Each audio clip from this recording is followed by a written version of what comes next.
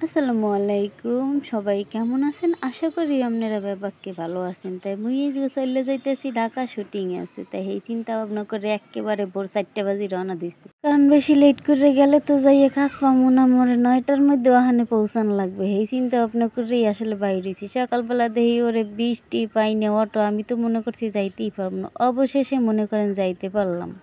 যাইয়ে সুন্দর করে বইয়ে পড়ছি মেকআপে যেহেতু রেডি হয়েই বইছি কারণ আমি একটু লেটই গেছিলাম। এরপরে মেকআপ-টেকআপ করে এই যে দেখেন মেকআপ এখনও করতে আছে আমাদের মেকআপ ম্যান তারেক ভাই। তারেক ভাইরে তো মনে হয় যেন অনেকেই চেনেন যারা মিডিয়াতে কাজ করেন। আমার দ্বারা হেয়ার মেকআপটাই এক্সের ভালো লাগে বুঝলেন। হে অনেক সুন্দর করে মেকআপ করে, হেয়ার মেকআপটা আমার খুব পছন্দের।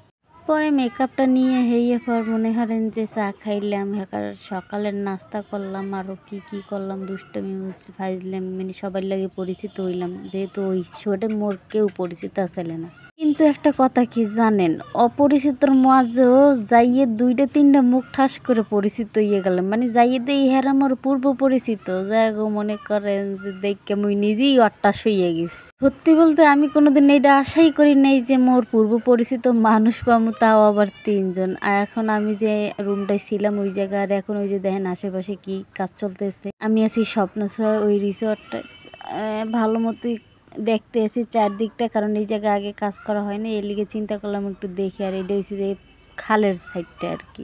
সুন্দর একটা দৃশ্য, মনোরম পরিবেশ দেখতে আমার কাছে ভালোই লাগলো। মানে এই রিসোর্টটা আমার কাছে অনেক ভালোই লাগলো। স্পটটা রিসর্ট করলে তো অনেক সময় বুঝবেন না, এটা হচ্ছে যে স্পট, শুটিং স্পট। তা আপনাকে মই দেখাইতে আসলাম যে বাইরে কিরকম ওয়েদার, যে গরম বোঝেন দেন বইয়ে রয়েছি, সামনে কাজ চলতেছে লিগে বই ভিডিও করতেছিলাম কিন্তু বেশি না। আর ওই যে খালি নদীর দা মানুষের গান বাজাইতে যায়, ও যে কত ডিস্টার্ব করে। ভালো থাকবে।